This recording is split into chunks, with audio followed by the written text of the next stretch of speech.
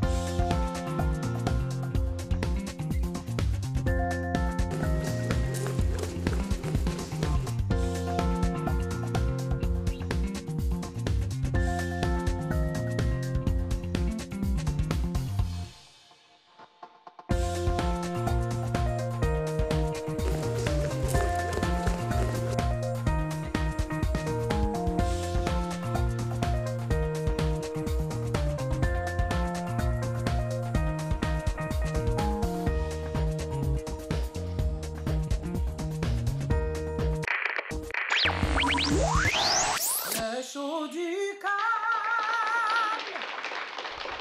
Bonjour tout le monde, bienvenue à l'émission Le Show du câble en cette fin de semaine qui commence.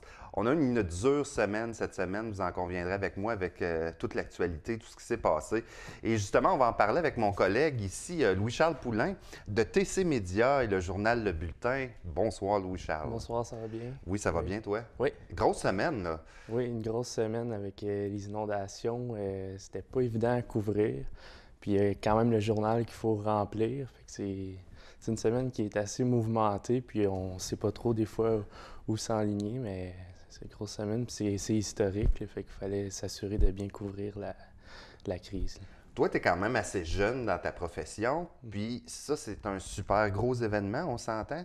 Comment tu as vécu ça personnellement, d'avoir à couvrir un grand événement comme ça? Mais c'est certain que quand tu le couvres, tu te dis, tu réalises que c'est du jamais vu. Tu sais, je reste dans le secteur depuis plusieurs années. J'avais jamais vu ça auparavant. Je n'étais pas là dans les inondations de 1974 que plusieurs ont parlé.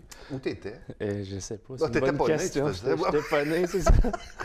Puis c'est certain, ça, c'est historique. Ouais. Puis on voit ça, on voit l'eau monter. Je voyais ça en début de semaine. Puis là, à un moment donné, tu réalises que c'est vraiment une grosse crise. Il y a des inondations.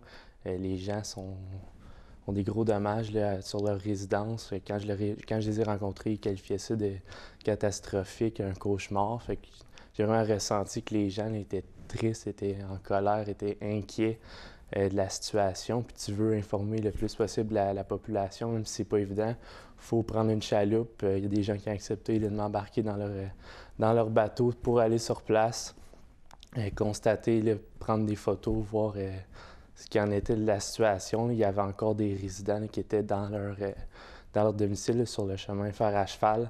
On voyait les pompes, ils essayaient d'évacuer l'eau. J'ai rentré dans une résidence, là, j'ai vu le sous-sol qui était complètement inondé. Les pompes avaient cessé là, pendant qu'ils étaient partis. Là, ils reviennent dans leur résidence, ils doivent repartir ça. Fait que j'ai resté quand même avec eux. Je les ai aidés aussi là, à faire le travail. Puis c'est certain que... On s'est croisés 2 fois cette semaine parce que nous aussi, on était en tournage dans le cadre des inondations. Puis le voir en vrai, là, c'est vraiment pas pareil comme le voir à télé, je trouve. C'est certain, tu es sur place, puis tu essaies de prendre les meilleures photos, d'avoir les meilleurs témoignages pour que les gens qui vont lire le journal ou être à la maison vont pouvoir le ressentir. Mais c'est certain qu'en étant sur place, on le vit, on voit aux alentours les gens qui se parlent, les bénévoles, c'est important de le souligner. Il y avait beaucoup de monde qui était sur place. On se faisait offrir, là, même si j'étais journaliste, je me faisais offrir de la nourriture. Les gens, il y avait vraiment beaucoup de personnes qui étaient là pour aider. Puis c'est certain qu'en étant sur place, tu as le goût toi aussi d'aider. Tu vois les gens qui ont de la difficulté, mais il y avait énormément de gens qui étaient là pour aider. Les sacs de sable, là, il y en avait quantité là, phénoménale. Un gros félicitations à tout le monde, tous les bénévoles, puis bon courage vraiment aux sinistrés, parce que c'est pas fini, hein, quand l'eau va s'être retirée, là, il va y avoir le grand ménage du printemps à faire, puis ça, c'est vrai. Il va falloir que les bénévoles continuent d'être là. C'est certain que l'armée va être là aussi là, pour faire une partie du nettoyage. Là. Ça fait énormément jaser. Puis j'étais hier, là, je me promenais là, dans les rues de Masson-Angers, je voyais, il y avait un convoi militaire qui était là. Les gens sont à l'extérieur, sont curieux de voir ça. Les militaires qui, quand même, prenaient le temps là, avec les enfants là, de jouer un peu avec les enfants. Fait que quand tu vois que l'armée est à Massanger, tu vois que c'était vraiment une grosse Sylvie semaine. Gonneau, Oui. la conseillère municipale, rapidement, a eu une belle initiative, mais ça a fait une réaction bizarre. Ça a créé une certaine confusion parce qu'elle a envoyé, dans le fond, son initiative qui est d'ouvrir là, un centre de coordination pour les sinistrés qui continuent à se battre pour leur maison, mais elle a envoyé ça dans un communiqué de presse avec en tête le logo de la ville de Gatineau. Donc, un communiqué officiel. C'est ça. Puis dans le fond, c'était une initiative qui venait d'elle. Dans le fond, on voulait offrir un service de navette, la nourriture, puis d'autres services pour les sinistrés qui continuaient à se battre. Mais c'est ça, la ville de Gatineau, dans le fond, s'est dissociée de cette initiative-là en disant que l'administration n'avait pas ouvert un nouveau centre de coordination. Il faut dire que Sylvie Gonneau, quand même, est en campagne électorale. Oui. Donc, Mais aussi, quand tu fais une bonne action dans le cadre de ce qui se passe là, la technicalité, on peut peut-être un peu laisser ça de côté. Écoute, je te remercie beaucoup d'être passé nous voir. On se revoit la semaine prochaine. Oui, la semaine prochaine. Il reste juste 2 émissions après celle-là. Merci, Louis-Charles.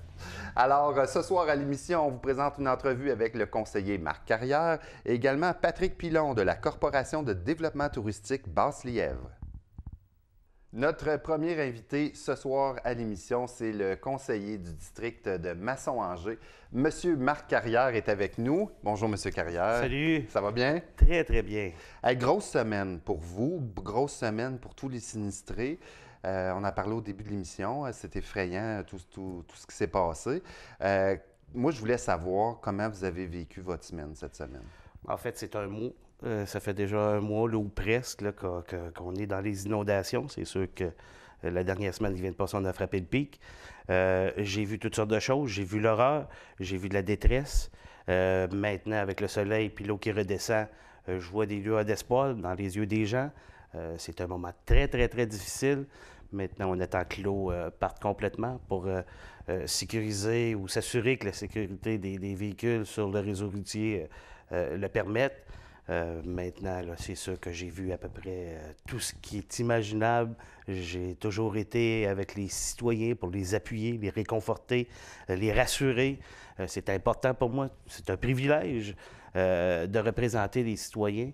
Et dans des moments comme ça, moi, je pense que c'est encore plus important d'être présent. Maintenant, c'est ce que j'ai fait là, dans la dernière semaine, dans les 2 dernières semaines, je dirais même dans le dernier mois. Vous m'avez même dit que vous n'avez pas beaucoup dormi.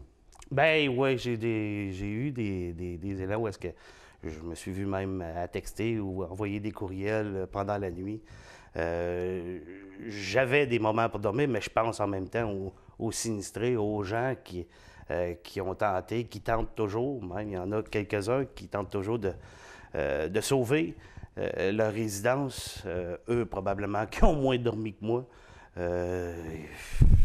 C'est ça. Vous, comment vous trouvez que la Ville a géré la situation dans votre secteur, Masson-Angers? Ça a été un peu difficile, je dirais même difficile.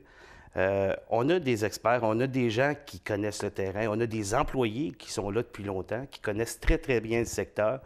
Il y a des entreprises, il y a le traversier Bourbonnais qui patauge dans l'eau à tous les jours, qui connaissent la situation quand il arrive des moments comme ça. Ces gens-là avaient prévu, il y a même une entreprise importante chez nous, les entreprises parentaux, qui possèdent énormément d'équipements. Puis eux ont prévu le coup parce que dans les prévisions, ils voyaient bien qu'il y avait quelque chose qui s'en venait. Donc, tout l'équipement avait été sorti. Maintenant, les gens sur le terrain, les employés, des gens extraordinaires, des gens qui connaissent le terrain, donnaient des signes. Moi, également, de mon côté, je donnais des signes, mais en même temps, c'est sûr que là, on verra dans le post-mortem. J'ai mon bilan, mon propre bilan à faire. Il y aura aussi le post-mortem à faire au niveau de la ville. Pour la suite des choses, là, on verra. Là, mais maintenant, là, c'est sûr qu'il y aurait pu... il aurait pu avoir... c'est facile à ce moment-là, sur le coup de l'émotion, dire plein de choses, mais moi, je pense que ça va être important. Le post-mortem va être extrêmement important. On verra la suite. Je sais qu'il y a des gens qui visent... il y a des gens du secteur fer à cheval, puis je comprends très bien de se sentir isolé. J'avais l'impression par bout que je faisais encore partie, qu'on était encore la ville de Masson-Angers, qui déployait énormément avec des employés sur le terrain extraordinaires, pendant que, puis c'est mon sentiment, je ne suis pas un expert, puis on verra plus loin plus tard dans le post-mortem, j'avais l'impression que la ville nuisait au développement de tout ça. Ah oui, à ce point-là. À ce point-là. Moi, là, j'ai une question à propos de le fameux report de taxes. Là. Mm-hmm. Moi, comme citoyen, j'ai eu la réflexion cette semaine en écoutant ça aux nouvelles de me dire, on peut-tu, pour ces gens-là, là, juste annuler donc la taxe? Parce que là, c'est... Tu sais, je veux dire, j'imagine, puis j'ai déjà entendu aux nouvelles qu'il y a des surplus à la ville, puis il y a de l'argent qui est bloqué quelque part. On peut pas faire ça. On peut pas faire... C'est sûr que pour le moment, là, on a reporté le deuxième coupon de taxe pour ces gens-là qui vont être répartis sur... Mais ça veut dire que l'année d'après, ils vont payer le double. L'année d'après. On est en analyse au niveau légal s'il y a quelque chose qu'on peut faire justement pour annuler, puis aussi la révision des évaluations aussi qui seront nécessaires. Donc, c'est toutes ces choses-là là, qui sont en analyse. C'est sûr que le prochain coupon de taxe, là, les gens vont pouvoir avoir un certain recul, là, puis c'est correct. C'est déjà un geste. Mais au niveau légal, ce qu'on peut faire, ce qu'on peut se permettre de faire avec les gens qui ont été touchés, là, ça viendra plus loin plus tard. Mais pour le moment, au moins, c'est une bonne nouvelle pour ces gens-là là, qui n'auront pas à payer leur compte de taxes bientôt parce qu'ils vont avoir besoin de ressources pour être capables de se refaire ou de se rebâtir ou tout ce qu'on peut imaginer. J'ai entendu une histoire à la radio à propos de vous cette semaine. Ça m'a fait quand même, ça m'a fait sourire un peu parce que, n'importe quoi peut arriver là, dans des situations comme ça, des sinistres comme ça. Vous avez un monsieur, Boudreau, qui voulait avoir des sacs de sable. Tout à fait. Mais le problème, c'est que M. Boudreau a des limitations physiques. Puis lui, il appelait pour son voisin d'en face, qui lui a carrément pas l'usage de ses jambes. Puis on lui dit d'aller, en appelant à la ville, on lui dit mettez, le sable est disponible à telle place. Ouais. J'y vais de mémoire, là, ça, je pense que c'est autour du 4 mai. Le 3 mai, j'avais eu le réflexe de passer plutôt, c'est le 3 ou le 2, je me souviens plus, par du ruisseau, connaissant mon secteur, sachant que c'est un endroit qui pourrait être touché. J'avais vu qu'il y avait de l'eau qui avait commencé à monter. Le 3, je me souviens plus c'était quelle journée, ça a cogné à la porte chez moi à 9h moins quart, puis c'était M. Boudreau, justement, qui avait besoin de parler, puis je l'ai rassuré, je l'ai écouté. Maintenant, c'est sûr que son voisin d'en face avait des limites, il n'y avait pas de jambes. Puis, la priorité était bien sûr les résidents qui étaient plus près de la rivière où est-ce que l'eau montait assez rapidement. Le lendemain, 6h, 6h15, j'ai été rencontrer ces gens-là le matin. Je les ai rassurés, je leur ai dit que l'équipement s'en venait, le sable, les poches de sable déjà faites, puis aussi en vrac. Puis j'ai lancé un appel aussi sur Facebook. Écoutez, du moment où est-ce que ces gens-là, quand j'ai envoyé l'appel sur Facebook, il y a une armée de citoyens, des bénévoles, des gens avec le cœur à bonne place qui sont venus aider à ces sinistrés-là. C'était une belle mobilisation. C'est dans ce temps-là qu'on se rend compte qu'on a des gens importants, des gens avec le cœur à bonne place, justement. Donc, ces gens-là ont eu l'aide nécessaire. C'est sûr que c'est venu par des gestes bénévoles. C'est difficile de travailler contre la nature. C'en est un bel exemple, mais les citoyens ont répondu à l'appel, nos services, les employés, l'École bleue ont fourni, dans la mesure du possible, tout le nécessaire, c'est-à-dire les sacs, le sable nécessaire pour être capable d'aider à ces gens-là. Finalement, j'ai pas le bilan encore, là, mais les 4 premières maisons, en fait, touchées, là, je ne sais pas où est-ce qu'on est rendu, là, mais il y a eu une belle mobilisation citoyenne. En fait. Pas pour faire mon têteux, mais je veux juste vous dire que je vous ai suivi un petit peu ces médias sociaux puis tout ça, puis vous avez travaillé fort, vous vous êtes impliqué beaucoup là-dedans. Je trouve ça admirable. Merci, mais vous savez, je vous l'ai dit tantôt, là, c'est un privilège de représenter les citoyens. Mais vous n'êtes pas obligé de vous lever à 6 heures puis d'aller aider. Moi, c'est ça que je veux dire. Vous avez Vous êtes donné, là, comme on dit. Oui, mais c'est important. Je vais le répéter, c'est un privilège de représenter ces gens-là, des citoyens. C'est un privilège d'être élu. Ces gens-là avaient besoin d'aide. Je ne pouvais pas faire autrement. Le dernier plénier qu'on a eu au Conseil, il n'était pas question pour moi d'aller m'asseoir à Hall, autour de la table, avec mes collègues, avec qui j'ai énormément de respect. Sauf que je savais qu'il y avait des citoyens chez nous qui étaient dans l'eau jusqu'au cou. Fait que pour moi, là, mon utilité en tant que conseiller municipal, en tant qu'élu, était bien sûr de rassurer ou d'aider ces gens-là. C'est un réflexe, c'est mes valeurs, ça fait partie, c'est ancré en moi, c'est mes parents, c'est ma famille qui m'ont partagé ces valeurs-là. Donc, l'entraide, puis on l'a vu aussi, la solidarité, les citoyens ont eu le même réflexe que moi. Il est aussi présent que moi, même plus. Il reste pas beaucoup de temps. Déjà. Puis je veux on va changer de sujet pour terminer ça un petit peu moins lourd. Tu sais, les mots-tadis poteaux de bois là, qui ont poussé au printemps sur votre rue puis dans votre de coin. quoi vous me parlez? Les grands poteaux de bois pour faire de l'éclairage. Je les ai pas vus. Ils sont Vous n'avez plus là. pas vu? Non, ben oui. Ils sont plus là. Ils sont plus là. Alors, c'est ça. Mais qu'est-ce qui est arrivé, finalement? Ouais, c'est un manque qu'il y a eu entre les travaux publics puis l'administration. En tout cas, on pourra en jaser bien longtemps. Mais le principal, oui, c'est pas vrai. Ils ne sont pas tous disparus. Il en reste 2 qui étaient nécessaires. Mais ceux sur la rue La Québécoise, puis quelques-uns au bout sur Condé, sont partis finalement. Moi, une des émissions, quand c'est sorti, où on a parlé de ça, j'avais suggéré aux gens de passer à Chainsaw là-dedans. Savez-vous s'il y a quelqu'un qui l'a fait? Non, c'est l'entreprise qui est venue. L'entreprise qui les avait plantés, qu'ils ont déplantés. On a essayé de les entailler. Ça ne donnait rien. Donc, on a dit qu'on n'a plus besoin. Vont-tu vous acheter des vraies lampes à ce temps? Monsieur Carrière, merci beaucoup d'avoir été avec nous. Bon courage avec tout ça, merci avec vos beaucoup. citoyens. Merci d'avoir été à notre émission. Écoutez ma pensée de la semaine, vous allez l'aimer. Entendu au 104.7 FM ce matin, Marc Carrière est le Arnold Schwarzenegger de Masson-Angers, pas pour ses muscles, mais pour son âge. Il est vieux, Arnold. Ouais. 48 ans pour moi.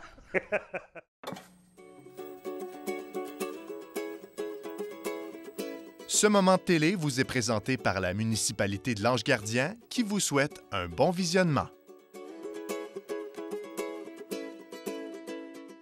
Suite à l'entrevue avec Marc Carrière, je vous invite d'ailleurs à écouter en fin de semaine notre émission spéciale sur les inondations.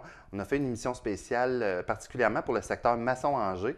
Allez voir ça sur notre site web, c'est déjà là au www.tvc.qc.ca et puis vous allez voir en haut, il y a un onglet où c'est écrit spécial inondation. Je vous invite à écouter cette émission-là, c'est vraiment bien fait et puis on a eu beaucoup de beaux témoignages des gens là, de la région ici à Masson-Angers. Maintenant, notre prochain invité à l'émission, il s'appelle Patrick Pilon. Il est de la Corporation de développement touristique de la Basse-Lièvre. Exact. Bonsoir. Bonsoir, M. Martin. Ça va bien? Ça va bien, toi? Oui, merci. Là, il y a une activité qui s'en vient bientôt concernant, tu sais, moi, ce que j'appelle, je les appelle les tours d'eau, j'ai toujours appelé ça de même, là, à Masson-Angers. Ça, c'est au mois de mai. J'aimerais que tu m'en parles un peu. Bien, en fait, l'événement qui va avoir lieu, c'est le 27 mai. Nous, on l'appelle le plus grand événement qui va avoir lieu ever à Masson. On est vraiment fiers de présenter ça aux gens de chez nous. C'est que, en fait, la journée consiste à un rendez-vous festif de l'Est qui va commencer à 16h. Ensuite, à 19h, il va y avoir un méga spectacle, le spectacle Disco Fever Experience. Donc, il va reprendre les succès des années disco. Puis, ça va être un spectacle unique où est-ce que les personnes qui vont assister vont devoir porter un casque d'écoute. Donc, le son, ça va être vraiment comme une immersion complète pour le spectacle, directement dans les oreilles des spectateurs. Puis, ce qui fait que l'environnement, bien entendu, il n'y aura pas de son autour. Donc, c'est 0 décibel. OK, c'est pour ça que vous appelez ça 0 décibel. Exact, 0 parce décibel. qu'on n'entendra rien dehors, ça va nous prendre notre casque d'écoute. Exactement. OK. Puis ensuite, là, à la fin du spectacle... pour empêcher les voisins de se plaindre? Non, en fait, c'est vraiment pour faire vivre une expérience immersive aux personnes. D'avoir des écouteurs, ça fait vraiment que la personne se sent pris par le spectacle. C'est vraiment pour une ambiance, puis c'est nouveau comme concept. Donc, on est content de l'avoir ici pour le présenter. Puis, parle-moi de l'illumination, parce qu'on va illuminer les 2 tours. Les 2 tours. Comment ça va être fait? En fait, on a un fournisseur qui a déjà installé, d'ailleurs, le système de lumière sur les terrains de Énergie Brookfield. Puis, c'est les mêmes lumières qui sont utilisées pour illuminer le pont de San Francisco, OK. le Golden Gate. Bien, le même éclairage va être utilisé pour illuminer nos tours ici. Puis, Mais là, tu veux pas dire que vous êtes allé stiffer lumière de San Francisco, là? Non, on le laisse. Okay. On est fiers de ce qu'on a, on le laisse, ceux-là.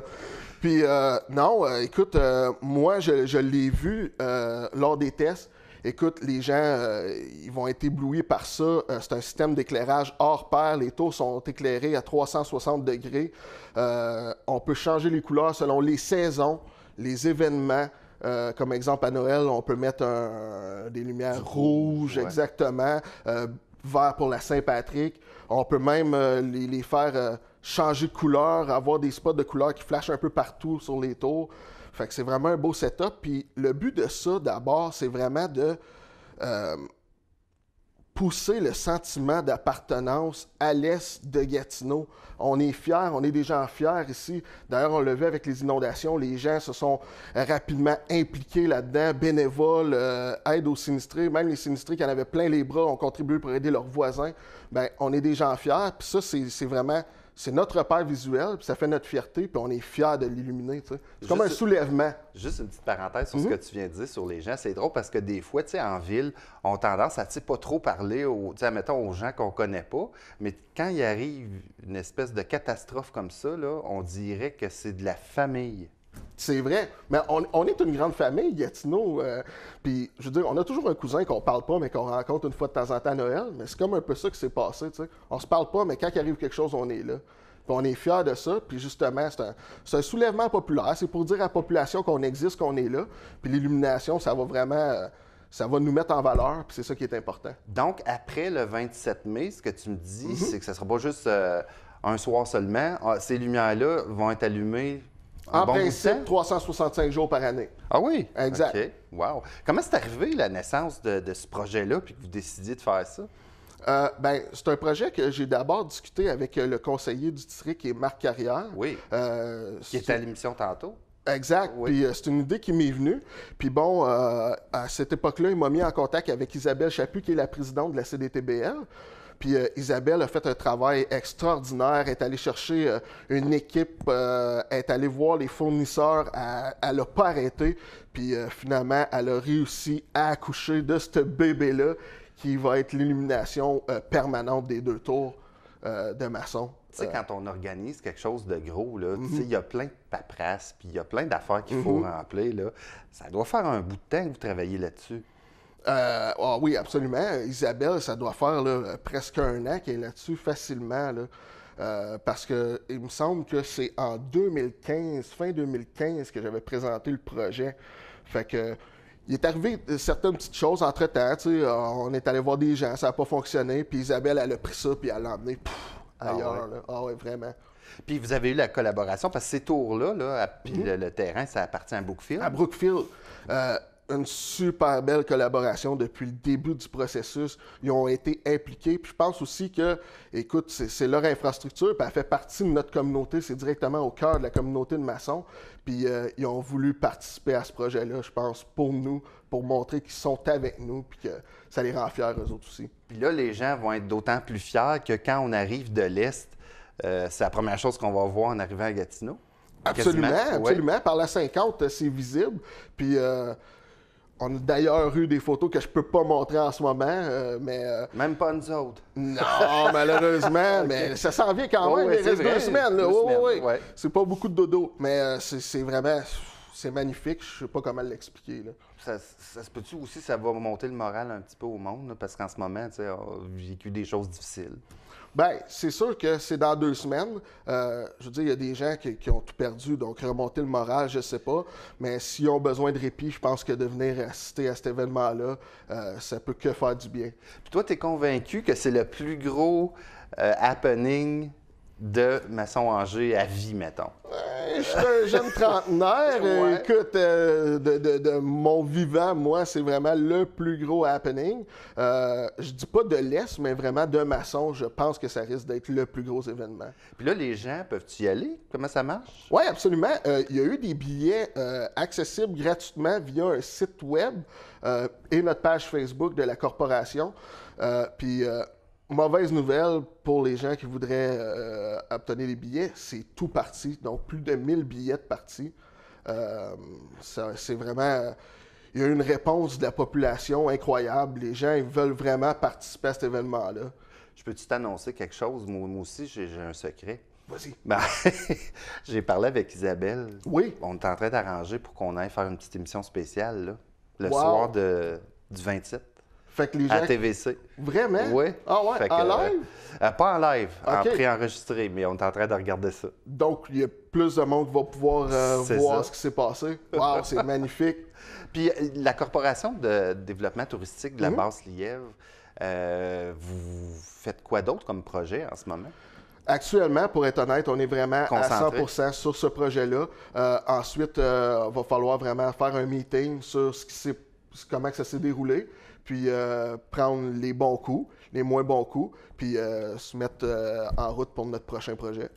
Et puis on ne peut pas savoir ça serait quoi un petit peu le prochain projet ou les prochains projets? C'est que je te dirais qu'en ce moment, il y a tellement d'idées qui émanent que je pourrais pas nécessairement dire. Je sais qu'on avait parlé de Parce que ça a l'ancienne... l'air d'un gars avec bien des idées. Oui, mais il y a toute une équipe derrière ça aussi. Puis, tu sais, on a pensé à l'ancienne gare aussi, qui serait vraiment un endroit important à redynamiser dans le secteur maçon. Oui, c'est vrai. Mais il y a beaucoup d'acteurs aussi qui ont un intérêt pour l'ancienne gare. C'est normal, ça fait longtemps qu'elle n'est pas utilisée, puis tout le monde, je pense, veut faire quelque chose de bien avec ça. Donc, c'est à voir vraiment avec le temps c'est quoi nos futurs projets. Ça coûte cher faire un gros événement comme ça? Je sais pas si tu sais, sans nommer prix nécessairement, mais Ouais, ça ouais. doit coûter une beurrée, là, tu sais, toutes les lumières d'ailes qu'il y a là-dessus. Puis... Écoute, sans dire de chiffre exact, parce que honnêtement, je le connais pas, c'est vraiment notre présidente qui aurait pu donner les détails par rapport à ça. On va l'appeler. Oui, ouais, mais écoute, je sais que c'est un prix qui est hyper bon sur le marché. Pour avoir semblable, là, on a eu vraiment un excellent prix, mais aussi c'est parce que je pense que tous les acteurs qui ont été impliqués, également le fournisseur au niveau des lumières, là, il s'est senti interpellé par le projet. Il voulait faire partie de ça parce que c'est un projet pour la communauté. Donc, c'est un très bon prix, je dirais. Patrick Pilon, merci beaucoup. Je souhaite bon succès. 27 mai, 19h. Ça s'appelle Lumière et son du silence. Merci beaucoup, Patrick, d'avoir été là. Ça m'a fait plaisir. Je vous souhaite une belle fin de semaine, mesdames, messieurs, même si malheureusement, il annonce encore de la pluie. Soyez courageux, les gens qui sont sinistrés, le beau temps va finir par arriver. Alors, si vous avez des commentaires, écrivez-moi administration@commercial tvc.qc.ca. Je vous souhaite une super belle fin de semaine. Au revoir.